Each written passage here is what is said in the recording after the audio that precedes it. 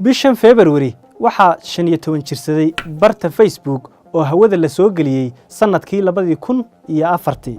Aasaasaha barta Facebook Mark Zuckerberg iyo asxaabtiisa ay isku qolka ahaayeen ayaa aasaasay isla markaana dhidibada u taagay barta Facebook. Facebook waxa lagu tiriyaa mid ka mid ah 5 shirkadood ee dunida ugu waaweyn dhinaca tiknoolajiyada iyadoo oo loolan kula jirta shirkadaha kala ah Amazon, Apple, Microsoft iyo Google.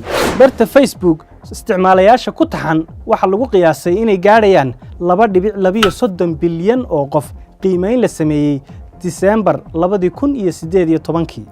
aaladaha ay shirkadda Facebook iibsatay waxa kamid ah WhatsApp, Instagram iyo sidoo kale Oculus Rift oo ah virtual reality headset oo ah qalab lagu eego waxyaabaha aan xaqiiqada ahayn. iyadoo oo aaladda Instagram ku iibsatay 1 bilyan sanadkii 2012. sidoo kale sanadkii 2014 waxa ay 19 bilyan oo dollarka Mareykanka ku iibsatay aaladda kale ee WhatsApp. qiimo ahaan shirkadda Facebook waxa ay ku fadhidaa 138.3 bilyan oo dollarka Mareykanka ah. qiimeyn la sameeyay sanadkii 2017 ayaa waxa lagu sheegay in shaqaalaha ka hawlgala Facebook ay gaadhayaan 25,105 qof.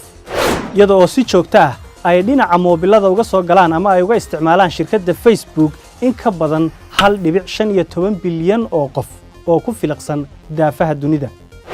dhinaca kalena halkii ilbiriqsiba waxa la sameeyaa barta Facebooka 5 ciwaan iyadoo oo dhinaca kalena ay jiraan in ka badan 83 milyan oo ciwaan oo been abuur ah. iyadoo oo maalin kasta barta Facebooka la soo geliyo sida ay shirkaddu sheegtay in ka badan 300 oo milyan oo sawir. boqolkiiba 50 dadka da'doodu u dhaxayso 18 jir ilaa 24 jir ayaa ku kalaha ama subaxa hore waxa ugu horeeya ay qabtaan ay tahay inay eegaan ama booqdaan barta Facebook. haddaba daawade adigu goormaad ku soo biirtay isticmaalka barta Facebook?